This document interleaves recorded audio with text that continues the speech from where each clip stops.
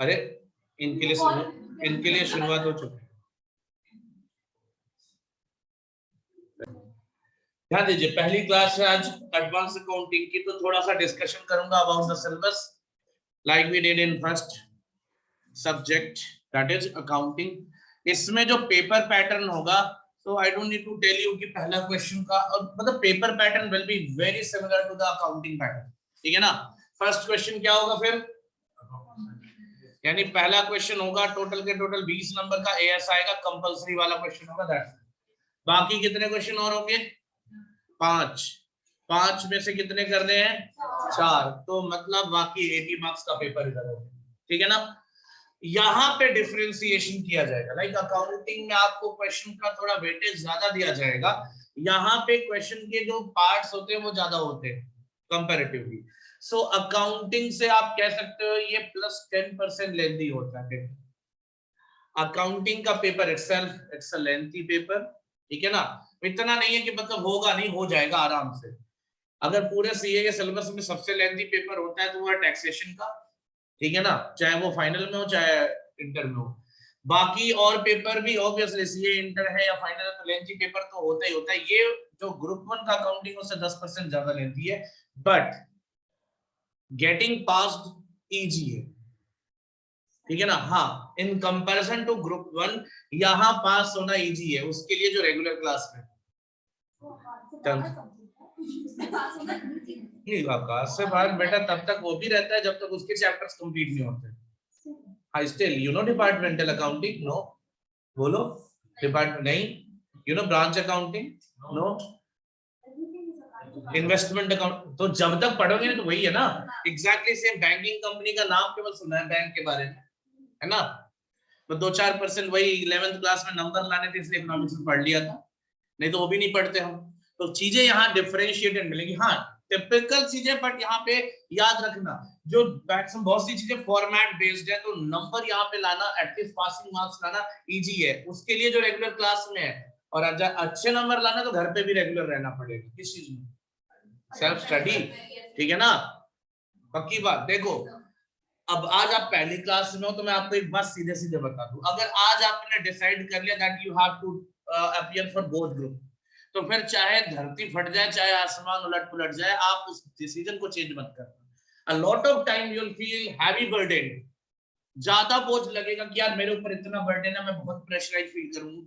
तो उस टाइम कई बार ऐसा आएगा कि ग्रुप 2 छोड़ दो या ग्रुप 1 छोड़ के ग्रुप 2 कर लो, तो ये चीजें आपको नहीं करनी है, बिकॉज एट द एंड जिसके अंदर पेशेंस रहेगा वही बोथ ग्रुप क्लियर करेगा, अदरवाइज नहीं कर पाएगा। एंड यू नो जो भी बच्चे बोथ ग्रुप साथ में लेते हैं, कहीं भी होंगे, कहीं दुनिया के किसी कोने में बैठ के पढ़ाई करेंगे, बोथ ग्रुप का पढ़ाई जब करेंगे तो प्रेशर तो होना ही होना है। उस प्रेशर को आप कितने पेशेंटली हैंडल करते हो, that will make you clear the exam, ठीक है ना। ये बात याद रख लेना, क्योंकि अब ऐसा होगा ना महीने भर पढ़ लिया उसके बाद आपको लगेगा यार प्रेशर ज्यादा लग रहा है, फिर चलो आप ग्रुप 2 छोड़ के ग्रुप 1 केवल करेंगे, फिर कुछ दिन बाद ग्रुप 1 छोड़ के ग्रुप 2 केवल करेंगे, that is not fruitful at all, ठीक है ना। आप आज के आज डिसाइड करके बैठो बोथ ग्रुप क्लियर करना है और फाइनल तक रहो।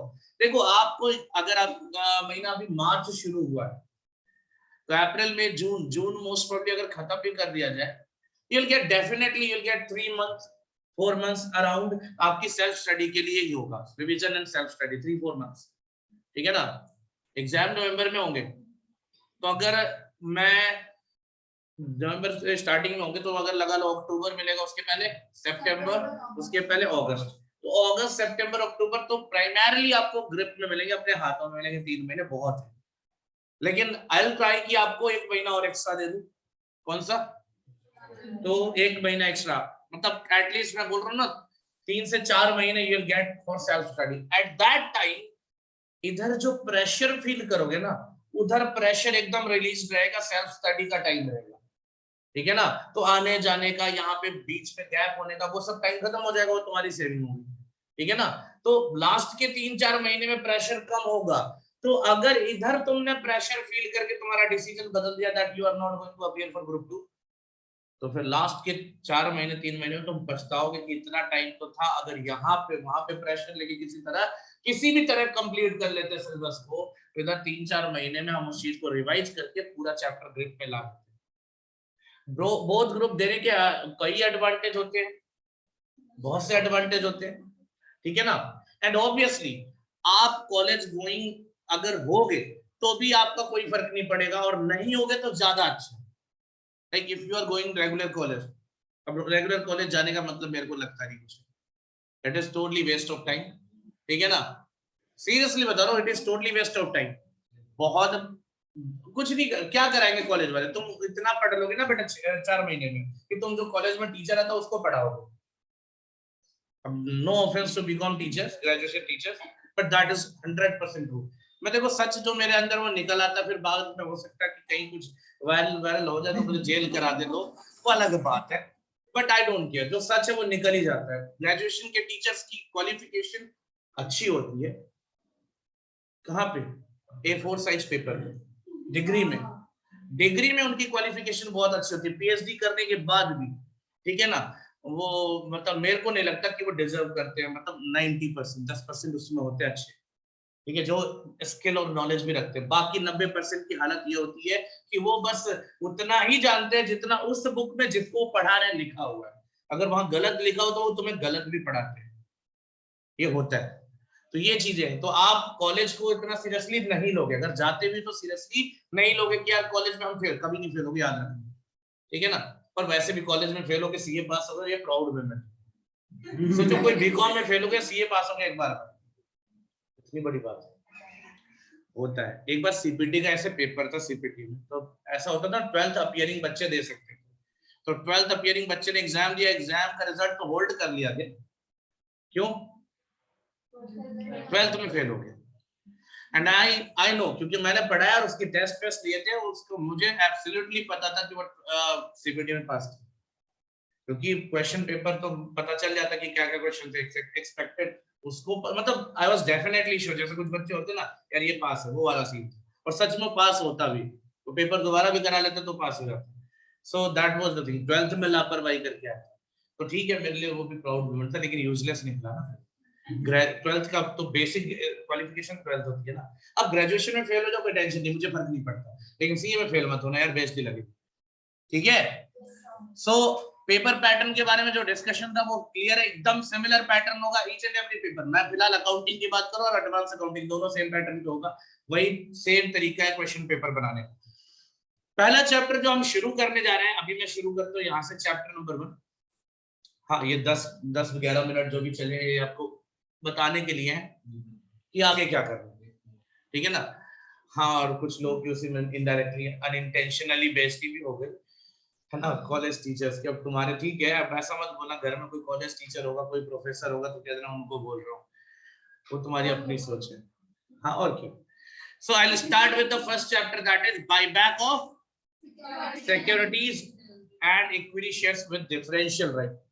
मजे की बात बता दूं आपको, ये जो equity share with differential right, ये जो टॉपिक है ये आपका 10 मिनट का टॉपिक, नहीं 10 मिनट मैक्सिमम बता रहा हूँ, 10 मिनट का टॉपिक है। और एग्जाम में ये 2 से 3 बार, अभी रिसेंट एग्जाम में आया, पिछले पेपर में भी शायद आया था, उसके पहले वाले में तो डेफिनेटली था। तो रिसेंट पेपर्स में ये आया है 10 मिनट का टॉपिक, तो अराउंड अगर 5 नंबर का भी होता है तो काफी बेनिफिशियल है। बायबैक ऑफ सिक्योरिटीज काफी अच्छा टॉपिक है, it is similar to the group 1 chapter, वो जो प्रेफरेंशियल रिडेम्पशन और पढ़े हो ना, उससे थोड़ा सा एडवांस होता है, बस है ये चैप्टर ऑन एन एवरेज आप लगा लोगे कितने का, लिखा तो लिख तो दिया है 10, अच्छा नहीं मिनट बोला तो 10 मार्क्स बोल रहा हूँ, ठीक है 10 मार्क्स का आएगा on an average, 8 to 10 marks. देखो ये जितने भी इस टाइप के चैप्टर होते हैं they have weightage of 8 to 10 marks, जितने भी चैप्टर मैंने उसमें बता रखा है, ये भी तो 8 to 10 मार्क्स का जनरल वेटेज होता है, कम हो सकता है, ऐसा मैं नहीं बोल रहा कि मैं ब्रह्मा जी हूं, मैं जो बोलूंगा वही होगा, ठीक है, ऐसा नहीं है। ना मैं आईसीआई का प्रेसिडेंट हूँ, बनने वाला भी नहीं हूँ, घबराओ नहीं, मुझे बच्चों से बहुत लगाव है, जिस दिन बन गया उस दिन बच्चों को क्या हो, है ना। ये तो नाम सुन के सोच के टेंशन में आ गई कि ये प्रेसिडेंट बनेगा तो क्या करेगा, टेंशन में आ गई।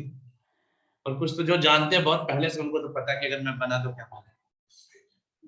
मेरे को कुछ नहीं, एजुकेशन मिनिस्टर बना दो, देखो देश का एजुकेशन सुधार दूंगा, बाकी तो बाद में बात करेंगे इस पे। बाय बैक ऑफ शेयर्स या सिक्योरिटीज वर्ड लिखा था, हाँ या ना दोस्तों।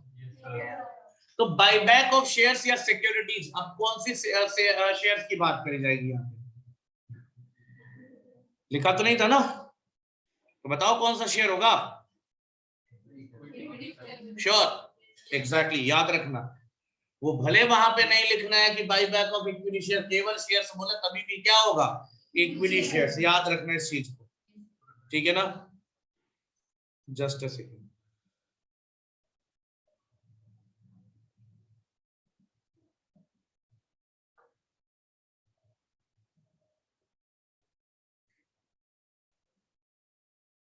ठीक है बेटा, तो कुछ बातें जो है नोट्स की, क्योंकि नोट्स में देखो इस समय अमेंडमेंट भी आया होगा, कुछ चीजें अमेंड हुई हैं, कुछ चीजें चेंज हुई हैं।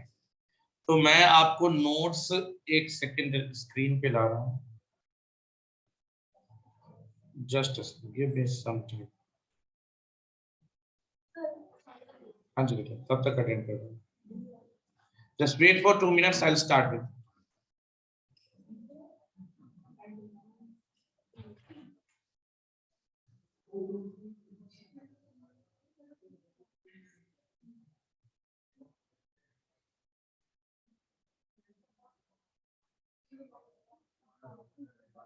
देखो जो नोट्स मैं बनवाऊंगा, नोट्स में काफी हेल्प मिलेगा अदर सब्जेक्ट्स में, बाकी कई सब्जेक्ट्स भी होंगे, लॉ में हो गया, ऑडिट में हो गया, और भी कई जगह होगा।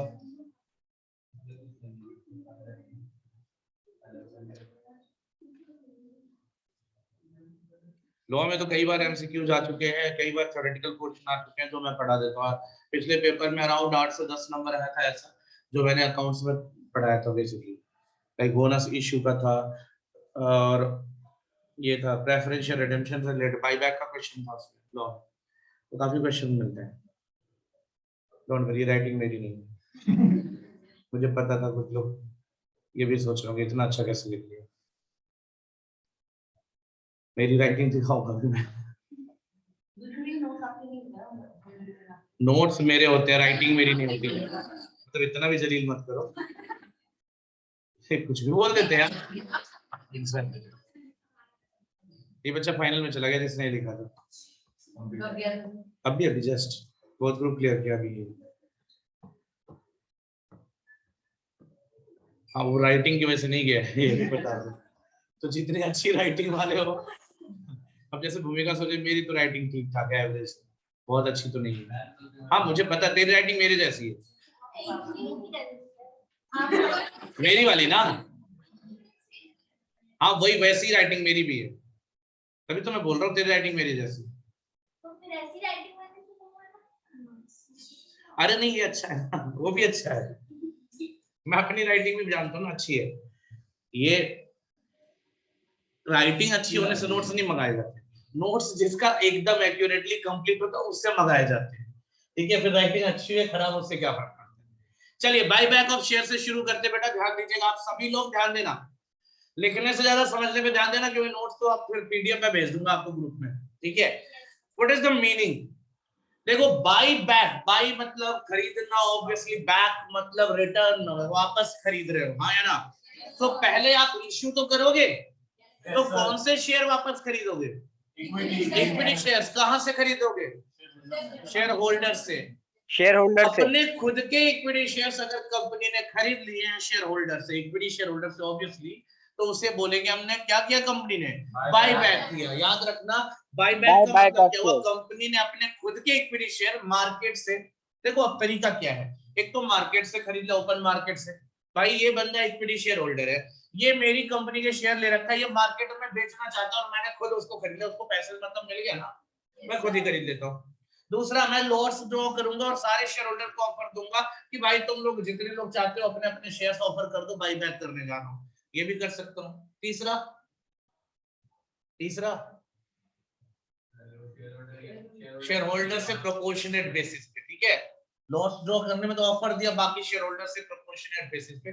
तो दो तीन तरीके होते हैं, मार्केट ऑपरेशन ज्यादातर होता है वैसे तो, open market operation, whatever the case में भी। बायबैक का मतलब होता है अपने इक्विटी शेयर्स को कंपनी खुद खरीद रही है। बट सर खरीदेगी क्यों कंपनी, क्यों खरीदेगी कंपनी? अरे भाई एक बात बताओ, शेयर होल्डर को तुमने शेयर ऑफर कर रखा है, शेयर इश्यू कर रखा है, अब तुम अपने शेयर खुद वापस खरीद रहे हो, इसका क्या मतलब है? क्यों खरीदेगी, इसका क्या करेगी शेयर को खरीद करके? हाँ हाँ एक बार फिर से जोर से, वापस कह रहा बेचेगी यानी री इश्यू का। तो सर एक बात बताओ, री इश्यू तो ये भी कर देते, इसको बेच लेने देते ना। नहीं मेरी बात समझो, अरे होता है बेटा, सुनो मेरी बात समझो। ये जो मिस्टर एक्स हैं, ठीक है, इन्होंने क्या किया ना, मार्केट में शेयर ऑफर कर दिया बेचने के लिए। तो भाई अगर कंपनी खुद खरीद के दूसरे को बेच गई, इससे अच्छा इसको खरीद लेने देते ना, मिस्टर वाई को ही खरीद लेने देते, तुम जो बीच में आए। इश्यूड का शेयर इश्यूड रहता, तुम्हें क्या फर्क पड़ता? तो रीजन है, चलो ठीक है वो बात की बात है, लेकिन वो रीजन नहीं यार, ऐसा कोई रीजन नहीं होता। पहली बात मैं आपको बता दूं कि आपने इतना दिमाग लगाया, बस थोड़ा सा दिमाग लगाया नहीं लगाया कि फॉरफिटेड शेयर्स का री इश्यू बताया गया है ना, कहीं पढ़ा था बाई बैक के बाद री इश्यू कर। तो चलो कोई नहीं, क्या ऑब्जेक्टिव होगा देख लो, खुश हो जाओ, काम आसान हो गया, कहीं कोई री इश्यू नहीं करना। तो जितने ये लॉजिक सभी गिन रहे थे ना, आप सब फालतू थे। री इश्यू कर देगा, लिक्विडिटी का ऑब्जेक्ट, ये सब करो, अच्छी बात है, जो करना करो, री इश्यू नहीं हो सकता। यानी आप शेयर्स का बायबैक करके किसी दूसरे को अलॉट नहीं कर सकते। तो only objective of buyback is to cancel दो शेयर्स, हाँ या ना? द ओनली प्राइमरी ऑब्जेक्टिव कह सकते हो। ऑब्जेक्टिव मतलब क्या हुआ यहाँ पे, जब आप खरीदोगे शेयर्स को ना, जब भी आप इक्विटी शेयर्स को बाय बैक करोगे, being a company, if you are purchasing your own share, you will definitely क्या करोगे, कैंसिल करोगे। कैंसिल मतलब उसको खत्म करना पूरी तरीके से। फिजिकली डिस्ट्रॉयड वर्ड यूज होता है। फिजिकली डिस्ट्रॉय करने का मतलब उसके सारे डॉक्यूमेंट वगैरह में आग लगा दो, ठीक है, मतलब डिस्ट्रॉय कर दो, ठीक है ना। So the objective of buying back of equity share is to what? Cancel them off. हाँ या ना? Cancellation भूलना मत, याद रखना। कर ही नहीं सकते, ये लॉ है, ये कंपनी लॉ है बेटा। ये जो तुम्हें बता रहा हूँ पूरा कंपनी लॉ बता रहा हूँ, हो सकता है आगे पढ़ो तुम कंपनी लॉ में, लेकिन यहाँ मैं पहले बता दूं, ठीक है ना। ऑब्जेक्टिव्स क्या? अब जनरल ऑब्जेक्टिव क्या, देखो एक तो लीगल ऑब्जेक्टिव है कि खरीदोगे, खरीदना चाहते हो, हाँ तो खरीदो, कोई दिक्कत नहीं, लेकिन खरीद के करना क्या तुम्हें? कैंसिलेशन करना है। लेकिन तुम खरीदने का विचार दिमाग में लाओगे क्यों? आखिर तुम बायबैक करना क्यों चाहोगे? कुछ तो उद्देश्य होगा। जो स्मूथली चल रहा था चलने देते, लेकिन तुम्हारे दिमाग में कुछ तो ऑब्जेक्टिव रहेगा जिसकी वजह से तुम बायबैक के बारे में सोच रहे हो। तो वो बायबैक की सोच क्यों डेवलप हुई, वो ऑब्जेक्टिव्स क्या है? तो सबसे पहला ऑब्जेक्टिव देखो, कुछ गिनाऊंगा सारे नहीं, ठीक है ना, कुछ जनरल, अब ये जनरल बातें हैं, ये नहीं बोलोगे कि सर हर कंपनी यही सोचकर बायबैक करती है, उसकी मर्जी, कंपनी की अपनी मर्जी, जो चाहे वो सोचे बायबैक करने के लिए। एक बार मैं इसका वॉल्यूम बढ़ा दूं तो तुम लोग क्वेश्चन अगर ऑनलाइन वाले पूछोगे तो जवाब नहीं आया। कुछ बोल तो नहीं रहे थे ना बेटा अभी तक ऑनलाइन वालों? No sir. आवाज अब बोलो, एक बार बोलना बेटा, ताकि चेक करूं। No sir. ठीक, इसके पहले एकदम मिनिमम 10-12% कुछ पूछोगे वो क्या सुनाई देगा। चलिए, so the first objective of buyback is to increase EPS. What is EPS? पक्का earning per share. Earning per share, अरे वाह, तुम लोगों को तो सब पता है, देखते जाओ। ईपीएस सर फॉर्मूला बताएंगे? तुम लोगों को कुछ नहीं पता है। What is the formula to get EPS? Simple बताओ मुझे। The total upon market price.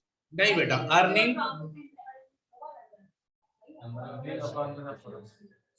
ठीक है ना, अर्निंग मतलब profit, earning available for equity share. Don't worry यार, AS20 होता है equity share, earning per share का, ठीक है ना। AS20 तुम्हारे इसी ग्रुप 2 के सिलेबस में है, एंड विल डू दैट। तो at the end of the syllabus you will get everything about EPS. हाँ, एफएम में भी यूज होता है, कई जगह कैलकुलेट कराया जाएगा ईपीएस, ठीक है ना। डोंट वरी, रेशियो वगैरह भी होगा उसमें, रेशियो एनालिसिस वगैरह शायद हो सकता है, उस टाइम पे भी सिलेबस चेंज हुआ था, उसके बाद मैंने ध्यान दिया। तो ईपीएस बहुत अच्छा टॉपिक है और कई सब्जेक्ट्स में यूज होगा, लेकिन ईपीएस का जो जनरल मीनिंग तुम्हें पता है, अर्निंग पर शेयर, ये तो क्लियर है, फुल फॉर्म तो पता है। अब अर्निंग पर शेयर निकालने के लिए obviously there must be some earning, है ना। कौन सी अर्निंग होगी, फॉरगेट अबाउट दैट, वो अभी मतलब नहीं है। और यहाँ पे क्या होगा, नंबर ऑफ इक्विटी शेयर्स। तो बेटे एक बात बता दो मुझे, अगर आप बायबैक कर लोगे तो ये डिनोमिनेटर क्या हो जाएगा, कम हो जाएगा। और जब किसी भी फ्रैक्शन में डिनोमिनेटर कम होगा, बेसिक मैथमेटिक्स, तो वैल्यू क्या होगी, इंक्रीज होगी, तो ईपीएस क्या हो जाएगा। तो सर मतलब इतना करने के लिए करते, इससे उनका फायदा क्या, ईपीएस इंक्रीज करके। फिर एक बात बता, इंक्रीज, ये तो मैथ्स में पढ़ लिया होगा ना कि अगर डिनोमिनेटर कम कर दोगे तो वैल्यू इंक्रीज हो जाएगी, ये मैंने क्या बताया, कुछ बताया। तो मतलब ये बताने के लिए थोड़ी ना मैं पढ़ा रहा हूँ, ईपीएस इंक्रीज होने से कंपनी का कुछ फायदा भी तो होगा, बोलो। चल, हाँ एग्जैक्टली, मतलब इन्वेस्ट पॉजिटिव इमेज आएगी, सीधे बोलना। नहीं ऐसा फोर्सफुल बाईबैक नहीं होता, नहीं नहीं ऐसा कहीं कंपनी लॉ में कोई चीज ऐसी चीजें कंपलसरी नहीं, ठीक है ना। लाइक रिडेम्पशन कंपलसरी था, प्रेफरेंस शेयर का मुझे पता है, इसी वजह से सवाल आया तेरा कि प्रेफरेंस शेयर का रिडेम्पशन तो सर कंपलसरी बताया था आपने, या नहीं बेटा, इट इज टोटली ऑप्शन। इतने सारे रिस्ट्रिक्शन खुद ही लगा रहा, कैंसिल करना है तो मतलब खुद ही समझ, तो कैंसिलेशन कंपलसरी बोल रहा है, तो बाईबैक ऑप्शनल है, मर्जी है तुम्हारी, करना चाहो तो करो, ठीक है ना। अब समझो ध्यान से, अगर बाईबैक करेगा कंपनी तो ईपीएस क्या हो जाएगा, इंक्रीज हो जाएगा, and that will give a positive sign in market, हाँ है ना। सर अगर आप इन्वेस्टमेंट करने जाते हो किसी भी कंपनी में, तो आप बहुत सी चीजों को कंसीडर करते हो, ऐसा नहीं कि ईपीएस केवल कंसीडर करते हो, बहुत सी चीजों को कंसीडर करते हो, and one of them is EPS. भाई मेरे एक बात बता, जो कमाएगा नहीं ज्यादा अच्छा, वो खिलाएगा क्या कुछ, बोलो। नहीं, नो सर, बोलो नो सर, यस सर कैसे, यस सर कैसे। अब किसी की अर्निंग ही हो 100 रुपए और आप उससे कहते हो भाई जरा 500 रुपए दे देगा, तो कंपनी की हालत इसी से तो पता चलती है। अगर अर्निंग पर शेयर मतलब एक शेयर के पीछे कितना कमा रहा है। एक और चीज कैलकुलेट करते हो आप, क्या, Delhi public school, dividend per share, तुम लोग को नहीं पता था ये डिविडेंड पर शेयर है, डीपीएस तो पता होगा, इसलिए तो मैंने पहले ही बता दिया। अर्निंग पर शेयर क्या बताता है बेटा, एक शेयर पे कितना कमाया है, वो तुम्हें देगा कि कमाया है, अच्छा कमाया है, तो फिर ये डीपीएस क्या बताता है, एक शेयर पे कितना दिया है डिविडेंड। तो भाई जिसका ये अच्छा होगा वही तो ये अच्छा कर पाएगा। तो यही रीजन है कि कोई, अब तुम्हारा टारगेट क्या होता है, अच्छा डिविडेंड, जब तुम इन्वेस्टमेंट करोगे तो टारगेट क्या होगा, अच्छे से अच्छा डिविडेंड दे कंपनी। और अगर ये तो पता चलेगा नहीं, क्योंकि डिविडेंड तो कंपनी कहाँ डिसाइड करती, डिक्लेयर करती है, एजीएम में। थैंक गॉड, कुछ तो जवाब ऐसा डायरेक्टली आया एक ही बार में, एजीएम में डिक्लेयर करती है कंपनी डिविडेंड, हाँ या ना। अब आप खुद समझदार हो कि ये बात तो कंफर्म हो नहीं सकती, हर साल एजीएम होगा वहां डिसाइड होगा, लेकिन ये तो हम कैलकुलेट कर सकते हैं यार। Before going for investment multiple years के फाइनेंशियल स्टेटमेंट निकाल सकते हो आप कंपनी के पीछे, हाँ है ना, और किसी भी ईयर का ईपीएस निकाल सकते हो, तो आप परफॉर्मेंस जज कर सकते हो। तो EPS is one of the most important thing, जहां पे जब आप इन्वेस्टमेंट करने जाते हो तो देखते हो। मैं ये नहीं बोलता only, but one of the most important, ठीक है ना। सो पहला पॉइंट इतना लिखना नहीं है, एक्सप्लेन नहीं करना होगा एग्जाम में, ये सब नहीं पूछा जाएगा कि ऑब्जेक्टिव्स ऑफ बाईबैक में ईपीएस के पीछे क्या रीजन हो सकता है, कुछ नहीं, ये केवल मैं तुम्हें बता रहा हूँ, ऐसा कुछ एग्जाम से रेलेवेंट नहीं है ये मैं बस पढ़ा रहा हूँ। नेक्स्ट, अब एक बहुत बड़ी गलतफहमी हो जाती है बच्चों के दिमाग में, सुन लो पहले, बहुत बड़ी गलतफहमी जनरेट हो जाती है दिमाग में बच्चों की कि अगर शेयर्स कैंसिल कर देंगे तो मतलब हमारा शेयर खत्म हो जाएगा, शेयर कैपिटल क्या हो जाएगा, ऑब्वियसली खत्म हो जाएगा, नहीं होगा। कौन सा वाला, मेरी बात समझो, मेरी बात समझो, शेयर कैपिटल के स्ट्रक्चर पे जब जाओगे तो एक तो पहला, सबसे पहला क्या होता है, ठीक है, और आप बाईबैक करके कैंसिल किससे करोगे, इश्यूड एंड सब्सक्राइब को, हाँ या ना। सर ये कम हो जाएगा, ये थोड़े ना कम होगा, ऑथराइज शेयर्स वैसे की वैसे रहेंगे, authorise share capital as it is रहेगा। तो अगर मैं बाईबैक करूंगा तो ये कैंसिल हो जाएगा, और मेरे ऑथराइज शेयर कैपिटल में से कुछ शेयर्स एक्स्ट्रा आ जाएंगे मेरे पास, ये बात समझो, इश्यू कर लिया, कैंसिल कर लिया, तो उतने शेयर्स इश्यूड और सब्सक्राइब में तो कम हो जाएंगे, तो बाय ऑथराइज शेयर्स का वो पोर्शन जो इश्यूड था वो कम हो गया, तो जो लेफ्ट ओवर पोर्शन में ज्यादा हो जाएगा ना, मेरे पास अनइश्यूड शेयर ज्यादा हो जाएंगे, नहीं हो जाएंगे, उसका मैं क्या कर सकता हूँ, प्रमोटर्स को दे सकता हूँ, हाँ सर देखो देना पड़ेगा, नहीं दे सकते, ऐसा नहीं है, बताओ बताऊंगा, पूरा बताऊंगा, थोड़ा सा पेशेंटली वेट करो। देखो मेरी क्लास में आज तक कभी ऐसा नहीं हुआ बेटा कि मैं अधूरा ज्ञान देके साइड से निकल लूं। भले एक चैप्टर 4 क्लास एक्स्ट्रा चला जाए कोई फर्क नहीं पड़ता, जब तक मुझे एक भले तुम लोग ऐसा लगेगा यार ये कितना खींच के ले जा रहा है, लेकिन जो भी चीज रेलिवेंट होगा वो मैं बिना बताए आपको चलूंगा नहीं। मैं पहले भी बोला कि देखो एग्जाम में नहीं पूछा जाएगा, बट फिर भी मैं बताऊंगा, क्योंकि जब तुम ये नहीं जानोगे तो तुम करोगे क्या फिर। क्वेश्चन तो भाई साहब आधे घंटे तो मुझे चैप्टर खत्म करा देता हूँ, ये पूरा चैप्टर आधे घंटे में खत्म करा दूंगा। प्रैक्टिकल क्वेश्चन की अगर बात करी जाए तो कंसेप्ट तो ले लो पूरा, और आज पहली क्लास है तो most probably I will give you concept only, ठीक है ना। पहले पूरा कंसेप्ट, उसके बाद चैप्टर की बात करेंगे।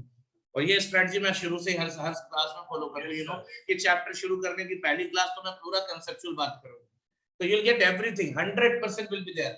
नहीं आएगा तो कसम से लास्ट में मैं तुझे आधे घंटे एक्स्ट्रा पढ़ाऊंगा। नहीं लास्ट में मतलब एग्जाम देने के बाद।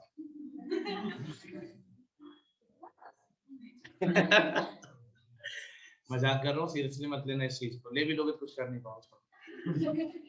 ओके, ऑथराइज शेयर कैपिटल तो कम नहीं होगा ना बेटा, ना बढ़ जाएगा। ऑथराइज तो चेंज नहीं होता ना जनरली। अब आप बताओ, आपके पास ज्यादा पोर्शन पड़े रहेंगे ना इक्विटी शेयर्स के, वो आप दे सकते हो किसको, प्रमोटर्स को। अच्छा एक बात बता दूं मैं आपको, जब आप बाई बैक करके कैंसिल करोगे तो आपके ऊपर बैन लग जाएगा। बैन मतलब आपके ऊपर रिस्ट्रिक्शन लग जाएगा। थोड़ा ऐसे शब्द यूज करूंगा ताकि आप याद रख लो, एग्जाम में मत कोट कर देना। हाँ कि बैन लग जाएगा, मतलब लॉ का पेपर दे रहे हो, बाई बैक का क्वेश्चन पूछो, वहां लिख दो बैन लग जाएगा, तो तुम्हारे एग्जाम को बैन कर देंगे, नंबर काट लेंगे यार सीधा।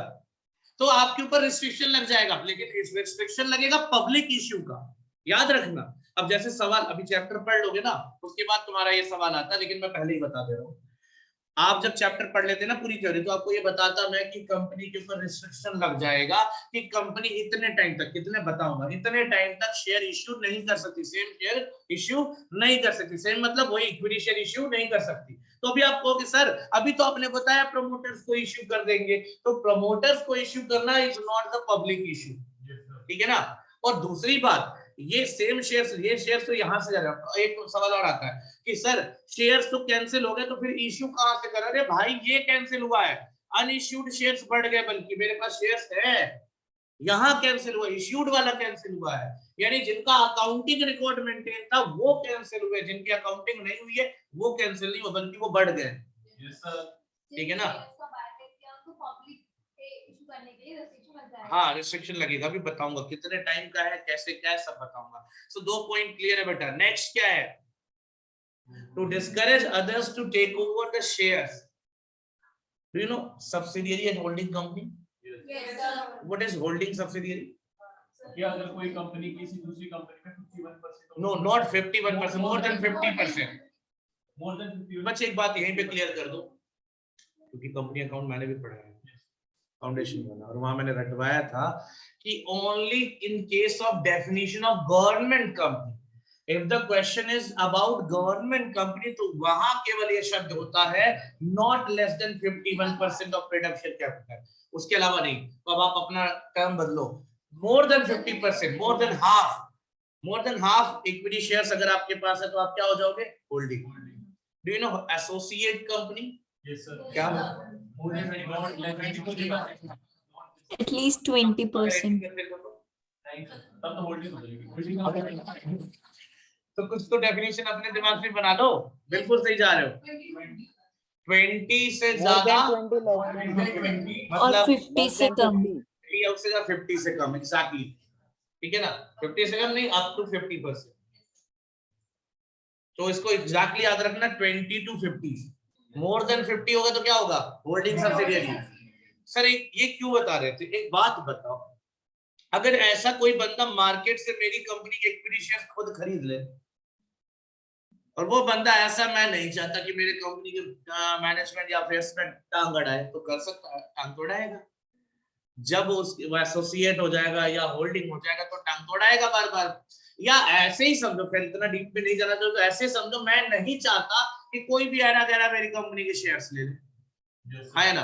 कंपनी खुद खरीद ले, क्योंकि भाई को तो बेचना है, उसको तो पैसे चाहिए, है ना। बात समझ में आई? ठीक है ना। दूसरी चीज, शेयर क्यों इश्यू किया जाता है बेटा, फटाफट जवाब दो मुझे।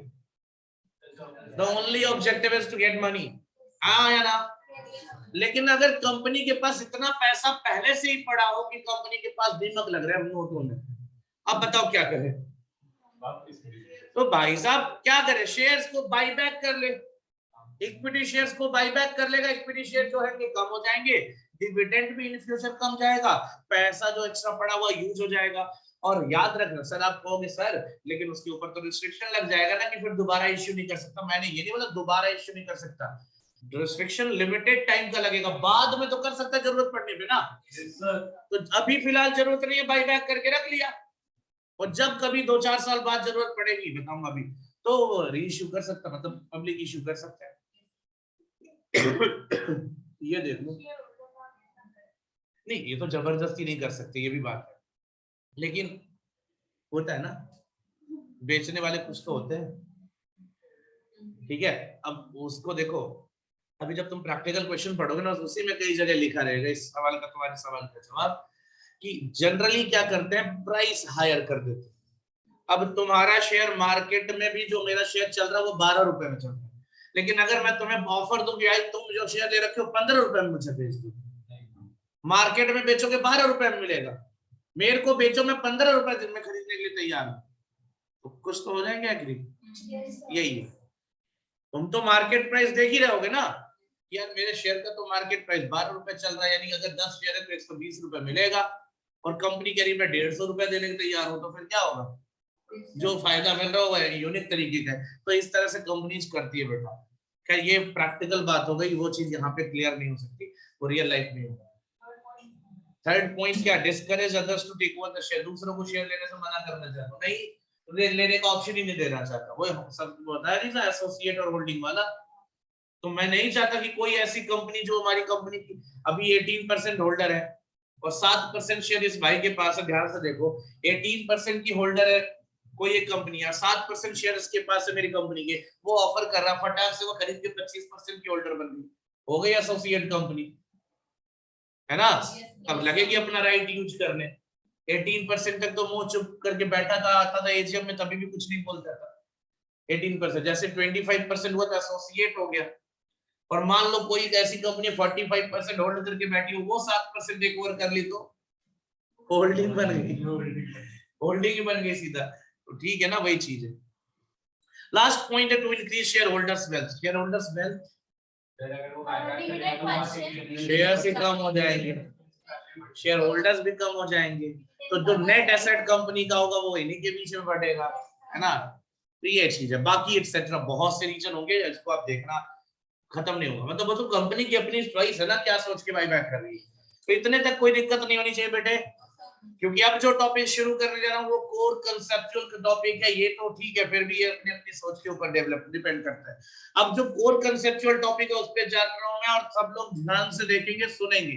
Conditions for buyback, obviously condition कहाँ लगाए गए, किसने लगाए हैं, कंपनीज एक्ट में, है ना, कंपनीज एक्ट में, क्योंकि शेयर्स को बायबैक करने जा रहे हो, हाँ या ना। पहला पॉइंट ऑब्वियसली क्या, it must be authorized by, so matlab if your articles is not permitting you to buy back your shares, you can't go for that, but still if you wish to go for that तो alteration करना पड़ेगा, no special resolution, alteration special resolution additional point है। Articles में ये provision होना चाहिए, अगर articles में प्रोविजन नहीं है तो आर्टिकल्स का ऑल्टरेशन करोगे तभी कर सकते हो। ऑल्टरेशन कहाँ बताया गया था, और मेमोरेंडम का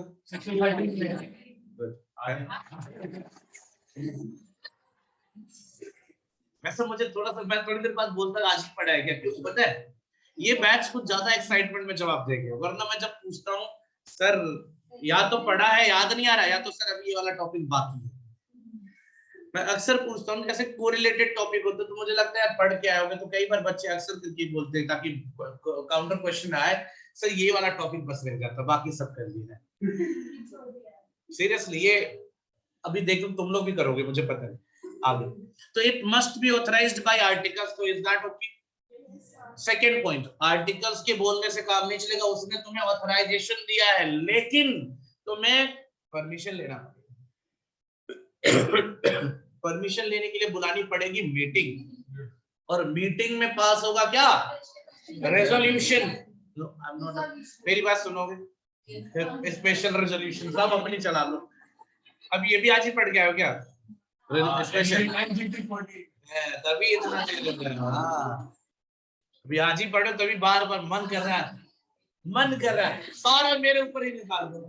अभी रेजोल्यूशन बुलवाओ सर, स्पेशल वाला जरूर बुलवा लो, भले सामने लिखा हुआ दो रेजोल्यूशन वो मत देखो, सामने कितना लिख रखा है, 2 बोर्ड रेजोल्यूशन और तो भाई मेरे थोड़ा सा पेशेंटली वेट तो कर लो। हाँ देखो ध्यान से, रेजोल्यूशन पास करने के लिए क्या बनाना पड़ेगा? मीटिंग। अब बात आई कि 2 तरीके के रेजोल्यूशन नोट्स में दिख रहे हैं आप लोगों को, पहला है बोर्ड रेजोल्यूशन, दूसरा है special resolution. Sir board resolution कहाँ पास होगा? एग्जैक्टली इतना टाइम लगा ना, पॉज लगा तो तुम लोग सोचने लगे अरे कोई भी रेजोल्यूशन जो जहां है वो मीटिंग में ही पास होगा, तो board resolution board meeting, special resolution sure. अब सही हो गया? गलत था कुछ? ए लगा तो ए बड़ा खतरनाक नहीं, 2-3 ने वो अकेले नहीं थी यार, यहाँ पे कई लोग एजीएम नहीं बोलोगे, जनरल मीटिंग। देखो बड़ा खतरनाक पॉइंट होता है, ठीक है? अगर एग्जामिनर मेरे जैसा हो तो इसके नंबर उड़ा देता है, इसीलिए मैं बोल रहा हूँ कि तुम लोग जो इमेज बना रखते हो ये मेरे जैसा है, यही वाला मैं बोल रहा हूँ कि if I am getting a single mistake that is AGM, general meeting मतलब एजीएम दोनों आए ना, एजीएम दोनों जनरल मीटिंग होती है, आए ना? तो भाई साहब यहाँ जनरल मीटिंग बोलोगे, याद रखना जो स्पेशल रेजोल्यूशन का केस है, आया ना? या ऑर्डिनरी भी चलेगा।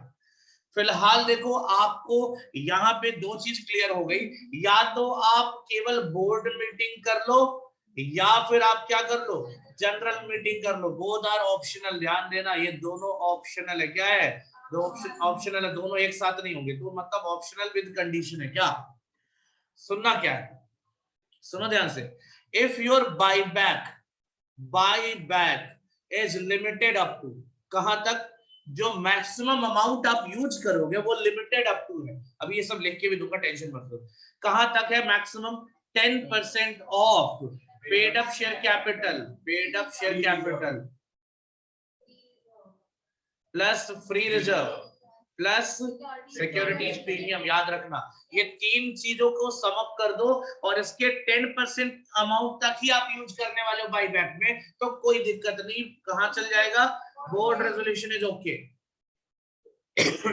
But if you are exceeding from this, इसके ऊपर जा रहे हो तो क्या करना पड़ेगा?